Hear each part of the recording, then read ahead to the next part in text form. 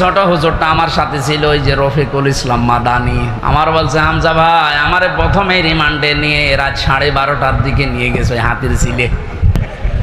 আমারে নিয়ে পুরা উলঙ্গ করে একটা সিগারেট হাতে ধরিয়ে দিল। একটা অন্ধ উলঙ্গ মেয়ে লোক কোন জায়গা থেকে যেন নিয়ে আসলো, রাস্তার দুই পাশে ব্যারিকেড দিয়ে বন্ধ করা।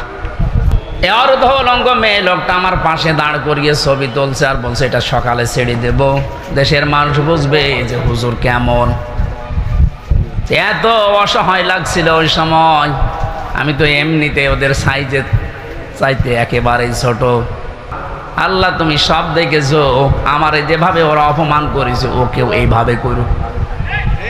আমার মনে হয় আল্লাহ কারেন্টের মতো ওর দোয়া কবুল করেছে। দেখেছেন না, ও এখন 3 ইঞ্চি, কয় ইঞ্চি সারা দুনিয়া এখন জানে, ওর নাম অনেকে জানে না।